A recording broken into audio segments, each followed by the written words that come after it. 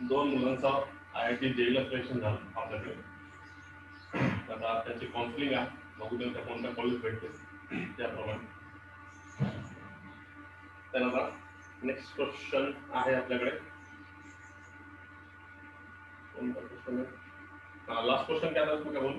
Tell me now last question of yesterday session. 9 नंबरचा. काय nine question झाला का? हा सर. झालं, घेतलं तुम्ही, केलं का? काय करून द्या क्वेश्चन.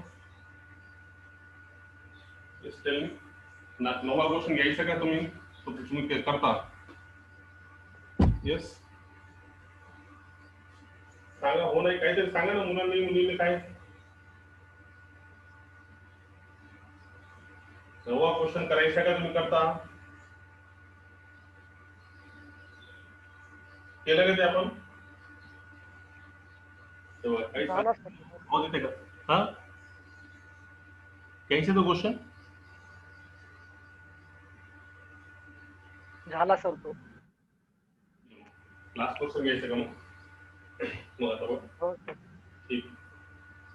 तो बाकी त्याला यायला सगळ्यांना येते का नाही? रॅशनलायझेशन करायची. बघा हिंट देतो, फक्त एक्सेप्ट करून दाखवत ना. हिंट देतो याच्यावर.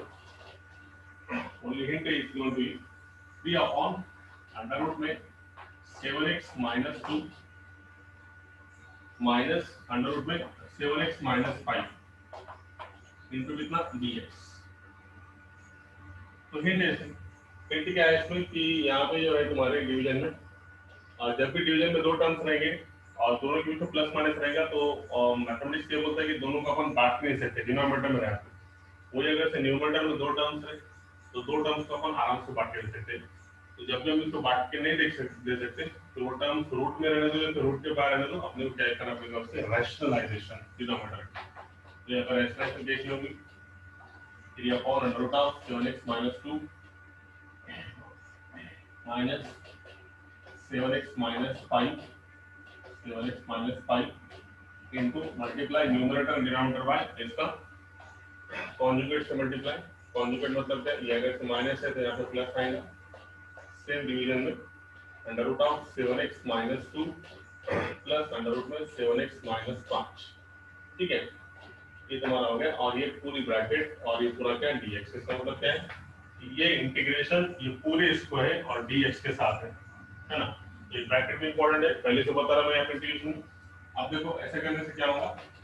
न्यूमरेटर का मल्टीप्लिकेशन मिलेगा 3 into under root of 7x minus 2 plus under root of 7x minus 5 divide by. अब देखो ये फॉर्मूला है अंडर रूट में 7x माइनस 2 अंडर रूट में 7x माइनस 2, मतलब ये होगा a माइनस b और ये होगा a प्लस b. तो फॉर्मूला क्या मिला?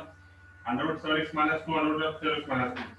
ये रूट कैंसिल, ढक्कन हो गया उनका, है ना. a square minus plus minus b square से ढक्कन हो गया इसका भी. तो 7x माइनस 5 इनटू कितना? बस खेल खत्म. तो 7x से 7x कैंसिल. अब देखो यहाँ पे माइनस 2 तो डायरेक्ट कर रहा हूँ माइनस 2 और ये माइनस ऑफ माइनस प्लस 5 है ना. ये माइनस ऑफ माइनस प्लस 5, 5 में से 2 गया तो कितना मिला? 3. ऊपर 3 बैठने वाला है उसका इंतजार में, तो ये भी क्या होगा? थोड़ा कैंसिल. नीचे की तरह का नहीं 1. तो तुम्हारे पास सिर्फ क्या बचा? अंडर रूट में 7x माइनस 2 प्लस कितना बचा? अंडर रूट में 7x माइनस 5 और ये पूरा कैंसिल होने के बाद डिवीजन में कितना है? 1 इनटू कितना? अब इससे आगे बताने की आवश्यकता नहीं. अब इससे आगे तुम क्या कर सकते हैं? तो what we can do here we can very simple. अब इसको बांट के देंगे इंटीग्रेशन. और सबको मालूम है रूट का फंक्शन का इंटीग्रेशन हमेशा अपन पावर फंक्शन में कन्वर्ट करते हैं. तो रूट की जगह क्या लिखेंगे? 1/2. ये रूट की जगह क्या लिखेंगे अपन? 1/2. ठीक है, okay. So it is important. चलो अब 2 स्टेप्स है, 2 को बताए अपन क्वेश्चन कंप्लीट हो जाएगा. तो यहाँ पे अपन क्या लिख सकते हैं? इसके इंटीग्रेशन बांट के देने के टाइम पे ये होगा आपके पास 7x माइनस 2 रूट के जगह पे 1/2 इंटू dx. ये आ गया, बीच में प्लस इंटीग्रेशन ऑफ इसका इंटीग्रेशन बांट के देंगे तो कितना मिलेगा? 7x माइनस 5 का पावर 1/2 इंटू dx. ये लेने का सिर्फ एक ही रीजन है कि तुमको इंटीग्रेशन ले जाना चाहिए.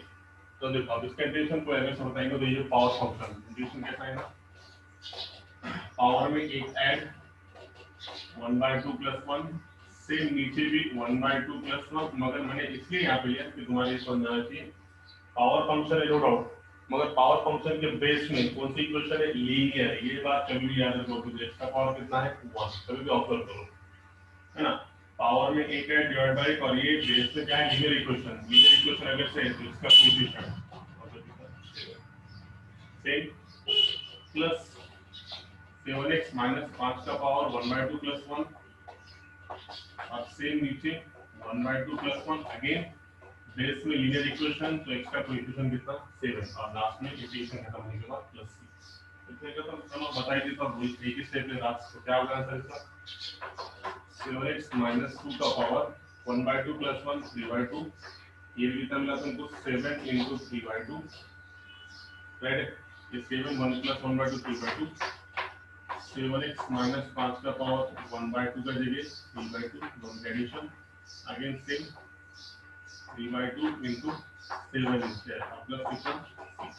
ये किसी वजह से लिख रहा हूं तो 7 × 3/2 मतलब 21/2, ये भी कितना है 21/2, उल्टा करेंगे तो कितना मिलेगा 2/21 है ना।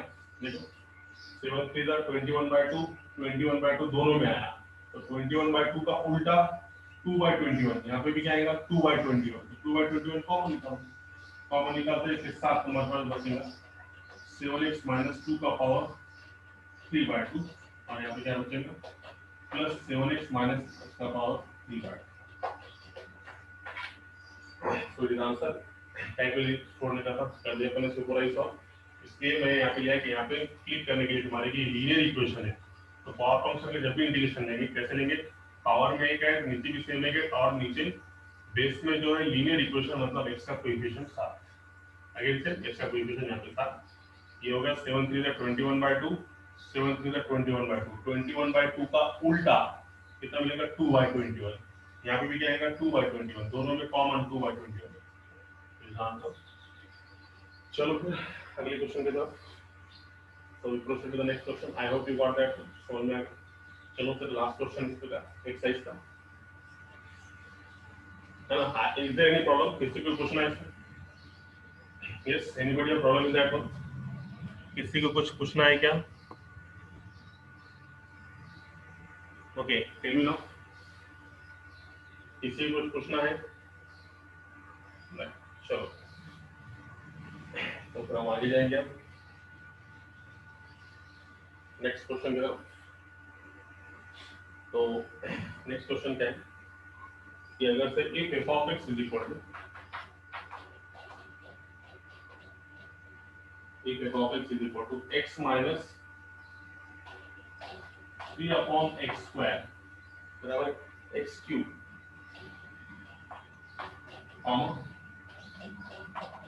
f of 1 is equal to 11/2, तो वो क्वेश्चन में पूछ रहा है कि देखो point f of x, point f of x है ना, ये क्या है f dash of x से दिया, ठीक।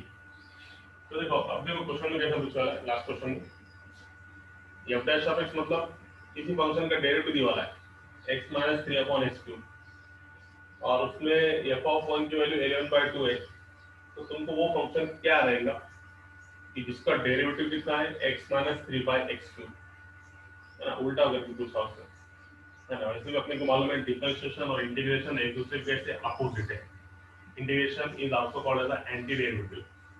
इस वजह से इसमें क्वेश्चन कैसा पूछा कि ये जो है एक्चुअल डेरिवेटिव है कोई एक फंक्शन का, उसमें f of 1 11/2 मतलब ये कंडीशन की थी कि यहाँ पे जो है ना ये कंडीशन रखने के बाद तुमको क्या मिलेंगे इंटीग्रेशन में कांस्टेंट की वैल्यू c की, जो कांस्टेंट ऑफ इंटीग्रेशन रहता ना, तो अगर x की जगह पे 1 रिप्लेस करेंगे तो c की वैल्यू आएगी, ये कभी भी याद रखो। और उसके बाद उन्हें बोल रहा कि वो फंक्शन क्या है जिसका डेरिवेटिव ये है, और उसमें f of 1 की वैल्यू थी 11/2।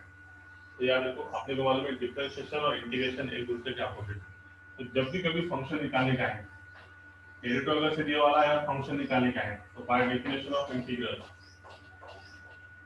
और by definition of integration, integration की डेफिनेशन के हिसाब से अपन कह सकते हैं ये function f of x can be written as integration of f dash of x into dx, this function f of x can be done as integration of f dash of x into dx। ये नहीं समझाऊंगा तो देखो कैसा, जैसे कि for example कोई एक फंक्शन sin x है, तो sin x को मैं इंटीग्रेशन के भाषा में ऐसे लिखूंगा, sin x is nothing but it is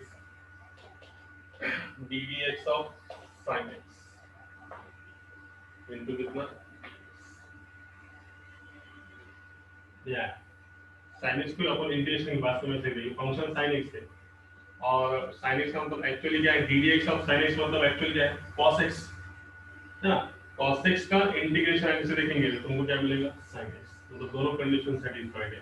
तो कोई भी फंक्शन को अगर सीखने का है, कभी भी किसी का डेरिवेटिव दिया हुआ होगा तो उसको इंटीग्रेशन के भाषा में ऐसे लिखेंगे अपन कि फंक्शन जो भी है f of x as it is nothing but integration of उसका क्या अंदर डेरिवेटिव। देखो इसको सॉल्व करके देखो, तुम इसको सॉल्व करेंगे तो यही तुम्हारा आंसर आएगा। ये integration as it is derivative of sin x nothing but cos x, और ये dx। और सबको मालूम है cos x का इंटीग्रेशन कितना था, sin x है ना, derivative of sin x cos x, integration of cos x nothing but sin x। कोई फर्क पड़ा क्या यहाँ पे, नहीं। तो सिर्फ ये लिखने की एक मेथड है। तो ये बात कभी भी याद रखो, जब कभी किसी फंक्शन का डेरिवेटिव दिया वाला है और कभी भी वो फंक्शन निकालने का है तो अपन इंटीग्रेशन से निकालेंगे। कैसे निकालेंगे, बाय यूजिंग दिस इक्वेशन। ये f of x can be written as integration of f dash of x dx। ये समझने के लिए मैंने तुमको यहाँ पे बताया। कोई भी फंक्शन ले लो तुम, चलो साइन तुमको ले पढ़ रहा हूँ तो कोई और एक फंक्शन ले लो, कोई एक फंक्शन ले लो, क्या लो फंक्शन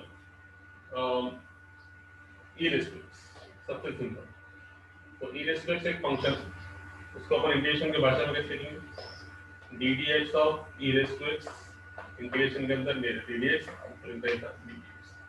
तो ऐसे करने से ddx of e raised to x का डेरिवेटिव आएगा, पहले इसको e raised to x, फिर क्या होता है dx, और e raised to x का इंटीग्रेशन फिर से कितना, e raised to x।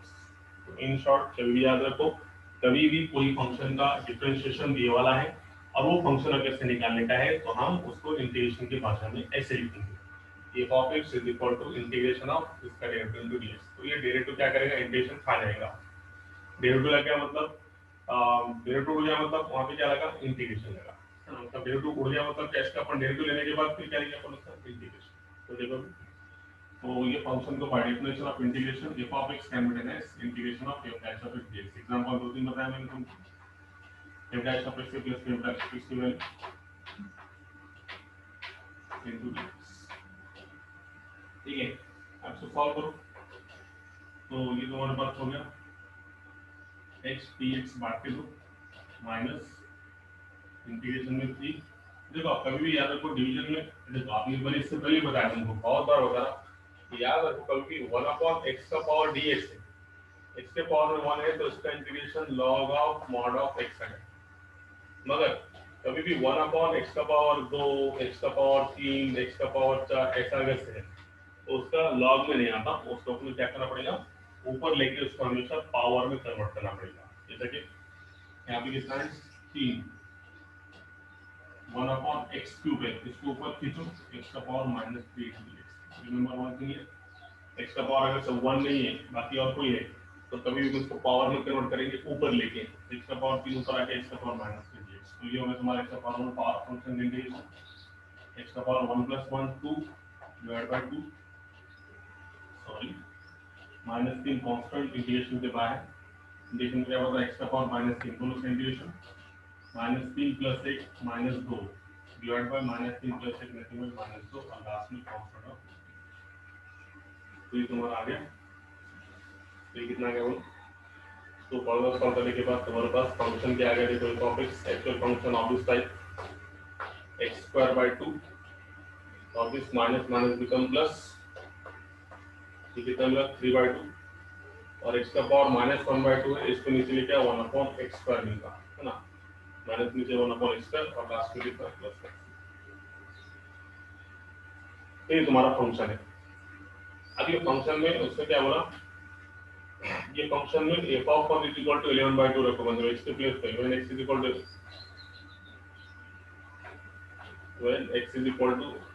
1, तो ये क्या मिलेगा तुमको, f of 1 is equal to 1/2 है ना, 1 का स्क्वायर बाय 2 1/2 3/2 प्लस कितना c, but f of 1 is nothing but 11/2 is equal to कितना मिला दोनों के डिनोमिनेटर सेम, 3 और 1 4, 4/2 मतलब 2 प्लस सी, तो सी की वैल्यू तो होगी कितनी मिली 11/2 में से 2 माइनस करो उधर लेके जाने के बाद, तो 11 में से 4 गया कितना मिला 7/2, ये मिली सी की वैल्यू। तो आई वांट सी की value further we put the value of C in that function. तो फंक्शन आपके का फंक्शन क्या मिल रही है value x² 2 plus 3/2x² plus c के प्लस c की वैल्यू मतलब 7/2। तो एक्चुअल वो फंक्शन क्या है, तो finally we got the function here x² 2 plus 3/2x² और प्लस c गॉट 7/2। और अगर से किसी को लग रहा होगा अपना आंसर बराबर नहीं है तो उसमें क्या करने का क्रॉस चेक करने का, क्रॉस मतलब इसका डिफरेंशिएशन, इसका डिफरेंशिएशन लेंगे तो x² का इंटीग्रेशन डेरिवेटिव कितना 2x/2, तो 2 कैंसिल, पहला फंक्शन कितना है x, उसके बाद ये 3/2 कांस्टेंट 1/x² का डेरिवेटिव लो, उसको सॉल्व करेंगे तो उनके क्या मिलेगा -3/x, और इनके की तरफ 7/2 क्या है कांस्टेंट, कांस्टेंट डेरिवेटिव कितना होगा 0, मतलब ये 100% ये फंक्शन ऐसा रहा होगा जिसका डेरिवेटिव कितना है x - 3/x। तो ये इंपॉर्टेंट क्वेश्चन है, it is very important question. तो समझ में आया ये टाइप के क्वेश्चन में कैसे सॉल्व करेंगे, how to solve such type of question. ये जब भी किसी फंक्शन का डिफरेंशिएशन अगर से दिया हुआ रहेगा और फंक्शन अगर से निकालो बोला, तो इंटीग्रेशन की डेफिनेशन क्या है कि फंक्शन को अपन कैसे लिख सकते हैं, f of x can be as integration of f dash of x dx। उसी एग्जांपल बताया मैंने। तो तुम यहां पे sin x अगर से लेंगे तो sin x को तुम क्या लिखेंगे cos x लिखोगे तो क्या लिखेंगे ddx ऑफ sin x, मतलब इसका cos x, तो cos x का इंटीग्रेशन कितना आता है sin x। तो ये बात ये स्टेप याद रखो। बाय डेफिनेशन ऑफ इंटीग्रेशन कैसे लिखेंगे अपन, f of x is equal to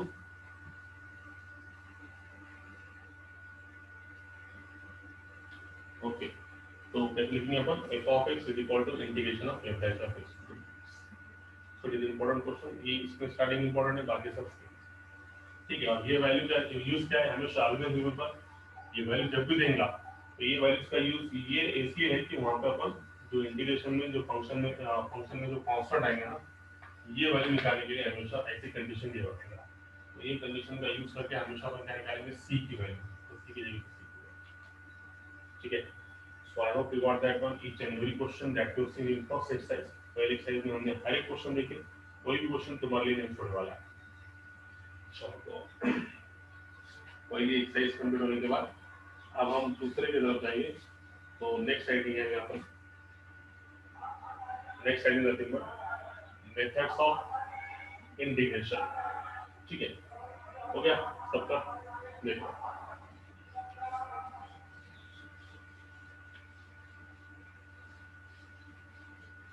अब यहाँ से इंपॉर्टेंट क्वेश्चन शुरू हो। अब हम एक्चुअल इंटीग्रेशन में एंट्री करेंगे। यहाँ से 3.2 से इंपॉर्टेंट है, अब सही लगता है इंटीग्रेशन में है, ये तो बेसिक था, जिसको डिफरेंशिएशन का मालूम है उसके बेस पे पहली एक्सरसाइज थी। अब हम एक्चुअल एंट्री करेंगे इंटीग्रेशन में। इंटीग्रेशन के सबसे पहला स्टार्टिंग है methods of integration, methods of integration. Okay, तो मेथड्स ऑफ इंटीग्रेशन में इंपॉर्टेंट क्या है, इंटीग्रेशन को सॉल्व करने के लिए जनरली 3 मेथड्स अवेलेबल है। इस चैप्टर को सिर्फ 3 मेथड्स में डिवाइड करा। पहला है integration by substitution, substitution method जो कि सबसे इंपॉर्टेंट है, आधे से ज्यादा चैप्टर सब्स्टिट्यूशन पे ही है। उसके बाद दूसरा है integration by parts. Integration by parts मतलब क्या, जैसे कि अपन डेरिवेटिव में देखें कि डेरिवेटिव में अगर से दो फंक्शन मल्टीप्लिकेशन में है, जैसे कि यहाँ पे ddx of u into v अगर से है तो क्या करते हैं, फार्मूला था first function as it is derivative of second plus second function as it is derivative of first. उसी तरीके से अगर से कभी इंटीग्रेशन में दो फंक्शन मल्टीप्लिकेशन में है ना, u into v into dx, तो इस टाइम पे ये दोनों का जो रूल है वो रूल का नाम है इंटीग्रेशन बाय पार्ट्स। और तीसरा है पार्शियल फ्रैक्शन। तो मेथड ऑफ इंटीग्रेशन में 3 मेथड्स हैं, in which first one is the substitution method, substitution method, second method is called as the integration by parts, integration by parts, and the third one is called as the partial fraction. Partial fraction method. Okay. So there are total three methods are available to solve independent integration. In which first one is the important substitution method. आधा से ज़्यादा आपका इसके 3.2, 3.3, 3.4, 3.5. तो वो सब में कहीं ना कहीं सही यूज है. तो ऐसा है. तो हम स्टार्ट करेंगे फिर आवाज से सब्स्टिट्यूशन मेथड से जाएंगे अपन. ठीक है. तो what is the substitution method पहले वो देखेंगे. तो सब्स्टिट्यूशन मेथड में पहला एक आधा थ्योरम, उसके कुछ कोरोलरीज जो कि इंपॉर्टेंट है जिसका यूज अपन प्रॉब्लम्स में करेंगे. और सबसे बड़ी एक्सरसाइज 3.2 एक्सरसाइज है फॉर इंटीग्रेशन में. ठीक है. तो समझ में आ गया. इंटीग्रेशन को सॉल्व करने के लिए या फिर इंटीग्रेशन चैप्टर एक्चुअली कितने पार्ट्स में डिवाइड करने वाला है? 3 पार्ट्स में. एक है हमारे पास सब्स्टिट्यूशन मेथड, एक है इंटीग्रेशन बाय पार्ट्स और एक है पार्शियल फ्रैक्शन, जिसमें हम आज स्टार्ट कर रहे हैं सब्स्टिट्यूशन मेथड, जो कि सबसे ज्यादा बैकबोन है इंटीग्रेशन का. ठीक है. तो इनकी सब्स्टिट्यूशन में भी उसने पहले कहां से स्टार्ट किया? थ्योरम से स्टार्ट किया. इस थ्योरम के बाद उसके कोरोलरीज मतलब जो थ्योरम एक आधा थ्योरम किसी ने पुट करा, उसके बेसिस पे जो रिजल्ट्स रहते हैं उसको बोलते हैं अपन कोरोलरीज. ठीक है. चलो. So what we can say here, first we started the theorem of substitution, first theorem. तो substitution में एक्चुअली क्या है ना कि एक की जगह अपन वेरिएबल पुट अप करके आंसर को लाते हैं. तो ऐसे नहीं समझेगा, एग्जांपल में समझेगा आपने को. तो सबसे पहले थ्योरम लगाएंगे इसका अपन. थ्योरम ऐसा है if x is equal to phi of t is a differentiable function of t is a differentiable function of t is a differentiable function of t, then integration f of x dx, then integration f of x dx is equal to integration f of phi of t into phi dash of t dt. phi dash of t dt. ये सब बता देगा आपको. तो एकदम simple theorem में कई बार exam में आ सकता. थ्योरम की कोई गारंटी नहीं, मगर स्टार्टिंग थ्योरम से तो अपन थ्योरम से स्टार्ट करेंगे. एक्चुअली इसको अपन ओमिट करके भी आगे जा सकते हैं, मगर थ्योरम के बेस पे कोरोलरीज. इससे पहले इसको अपन थ्योरम को देखेंगे. अपन फंडामेंटल थ्योरम इसका इंटीग्रेशन का. तो जो उसने दिया वाला है सबसे पहले उसका यूज करके इसको अपन सॉल्व करेंगे. देखो सबसे पहली स्टेटमेंट ऐसा है कि if x is equal to phi of t is a differentiable function of t, since x is equal to phi of t is differentiable function of t, since x is equal to phi of t is differentiable function of t, therefore we can write here dx by dt is equal to phi dash of t square. अपन इसको पहले लिखने वाला है कि कोई function अगर से differentiable है तो इसका मतलब क्या, उसका अपन डेरिवेटिव निकाल सकते हैं. तो x is equal to phi of t differentiable function है, मतलब x का अपन डेरिवेटिव निकाल सकते हैं with respect to parameter t. ये जाओगे dx by dt is equal to derivative मतलब phi के डोके पे dash phi dash of t है. राइट. ये स्टेटमेंट पहले आगे समझो. फिर मैं था कि x is equal to phi of t differentiable function है t का. डिफरेंशिएबल फंक्शन ऑफ t है मतलब we can differentiate by with respect to t. x is nothing but dx by dt is equal to phi of t can be done as phi dash of t is there. That is very simple one. ये पहले statement हो गया. उसके लिए अपन उसी को दिए यहाँ से यहाँ तक की स्टेटमेंट ऐसी थी. अपन लिखिए ये अगर डिफरेंशिएबल फंक्शन है तो अपन डिफरेंशिएशन लिख सकते हैं. अगली स्टेप लेट. तो मैं थ्योरम तुमको ऐसा बताऊंगा कि थ्योरम तुमको याद हो जाना चाहिए. यहाँ पे एक्चुअली क्या क्या करना, स्टेप्स याद रखो. याद नहीं करने का, स्टेप्स है ना. स्मार्ट वर्क हो. तो let now wait what you can write here theorem time लेता ही है. तो लेट यहाँ पे क्या करेंगे आप, ये जो इधर की साइड है समझो, ये जो है let integration of f of x dx is equal to capital F of x है ना। उसका इंटीग्रेशन आप जनरल तो मालूम नहीं, कोई फंक्शन तो दिया वाला नहीं, जनरल दिया वाला तो अपन भी जनरल लेंगे।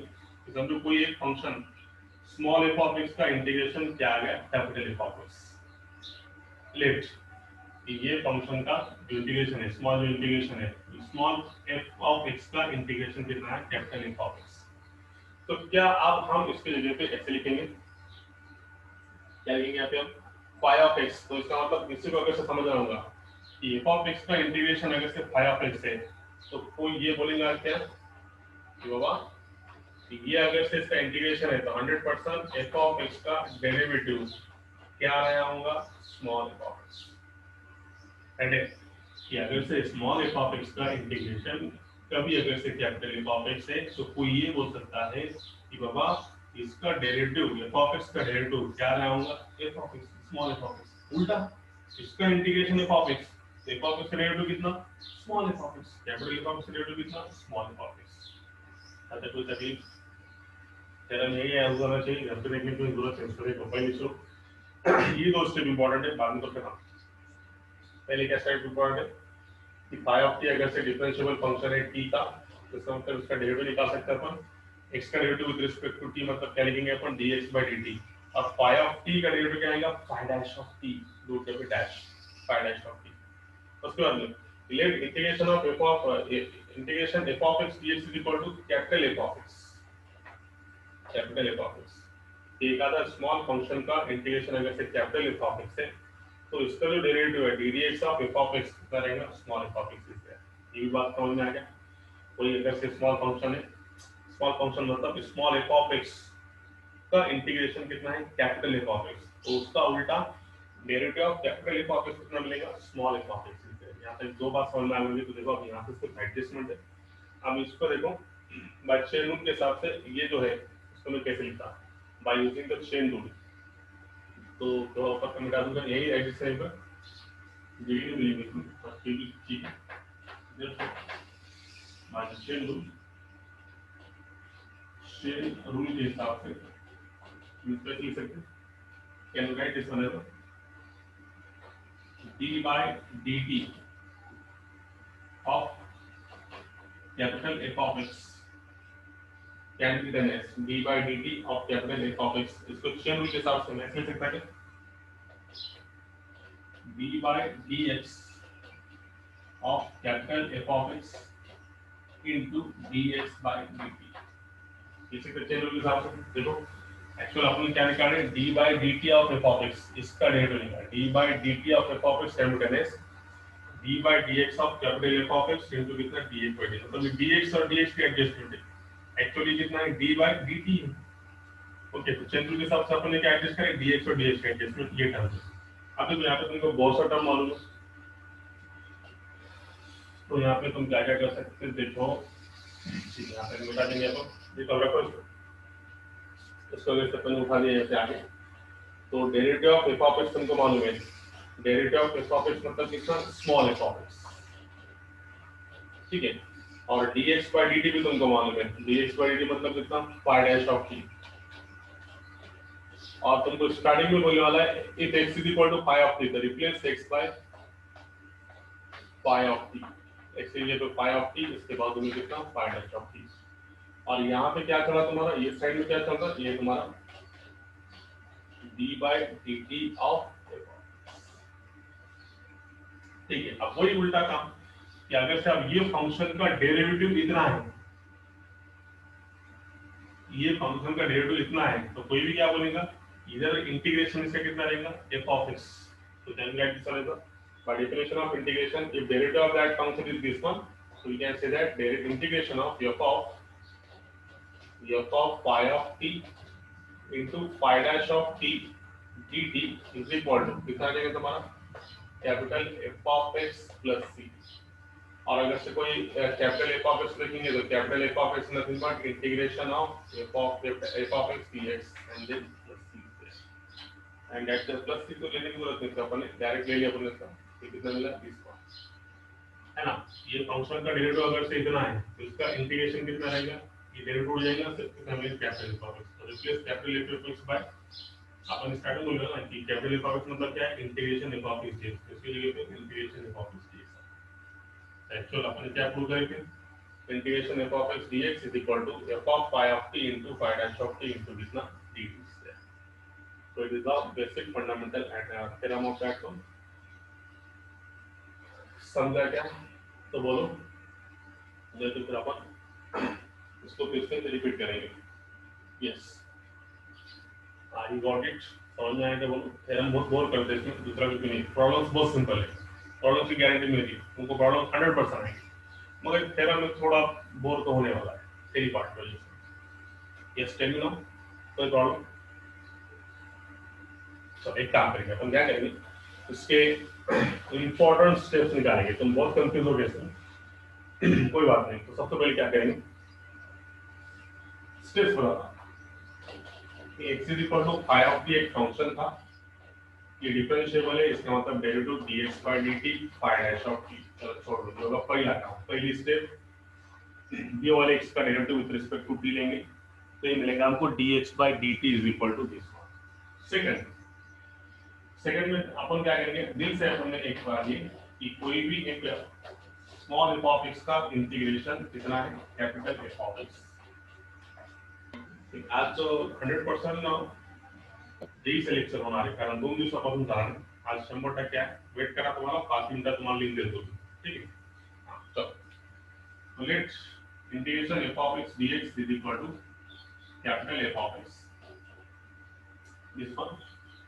सेकंड स्टेप है ना, कोई भी स्मॉल फंक्शन का कैपिटल एफ ऑफ एक्स है, तो इसमें से अपने को समझ में आता कि ये अगर से इसका इंटीग्रेशन है, तो कोई भी बोलेगा आंखें बंद करके कि 100% एफ ऑफ एक्स का जो डेरिवेटिव है तो कितना रहा होगा, स्मॉल एफ ऑफ एक्स। ये इसकी दूसरी स्टेप, पहली से डिफरेंशिएशन, दूसरी स्टेप में क्या, कोई फंक्शन का इंटीग्रेशन अगर से कैपिटल एफ ऑफ एक्स है तो 100% इसका डेरिवेटिव कितना रहा होगा, स्मॉल एफ ऑफ एक्स, है ना? उल्टा है बाबा, उल्टा है, क्यों ऐसा हो रहा?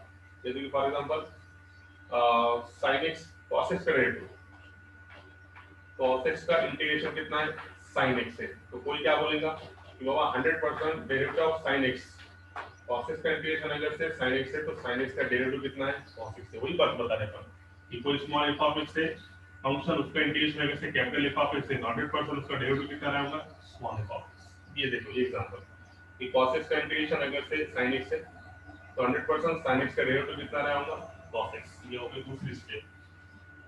अब सिर्फ चेन रूल का यूज है, ये स्टेप तुम्हारे लिए नहीं है। Now by using chain rule, तो चेन रूल में क्या है, तुमको क्वेश्चन में t है पैरामीटर, तो अपन dx के लिए भी कैलकुलेट करेंगे t से, तो d by dt of capital f of x is equal to, chain rule के हिसाब से कैसे लिखेंगे अपन इसको, t रिप्लेस बाय x, ये सेम, और यहाँ पे इसको एडजस्ट करने के वास्ते ये dx और dx के एडजस्टमेंट और सेम डिवाइड बाय आ गया बाय यूजिंग चेन रूल। अब क्या करो, यहाँ पे derivative of F of x तुमको सब निकाले ले, अपने w में की वैल्यू रख दो, ये तुम्हारा small F of x w में से, या फिर इसको इक्वेशन नंबर 2 करो फ्रॉम 2, और ये इसको क्या करो w को इक्वेशन नंबर 1, ये होगा 2 के हिसाब से एफ ऑफ एक्स, और dx by dt की वैल्यू कीजिए पाई डैश ऑफ t, ऐसे लिखेंगे फ्रॉम 1 एंड 2, दो के हिसाब से इसकी वैल्यू एफ ऑफ एक्स, इसकी वैल्यू। तो अब एक t में एक x में ऐसे लिखते हैं, सबको t में करेंगे, तो अपने को स्टार्टिंग में वाला है x इज इक्वल टू कितना है, फाई ऑफ t, तो ये x की जगह पे मैं क्या लूंगा, f of phi of t, replace x by phi of t into कितना, फाई डैश ऑफ t। अब इंटीग्रेशन के थोड़े बहुत जानकार जो है, जिसको इंटीग्रेशन का मालूम है, तो वो 100% बोल सकता कि f ऑफ x का डेरिवेटिव इतना, f ऑफ x का डेरिवेटिव इतना, इसका मतलब ये पूरे का इंटीग्रेशन कितना, खाली f ऑफ x। तो बाय डेफिनेशन ऑफ इंटीग्रेशन,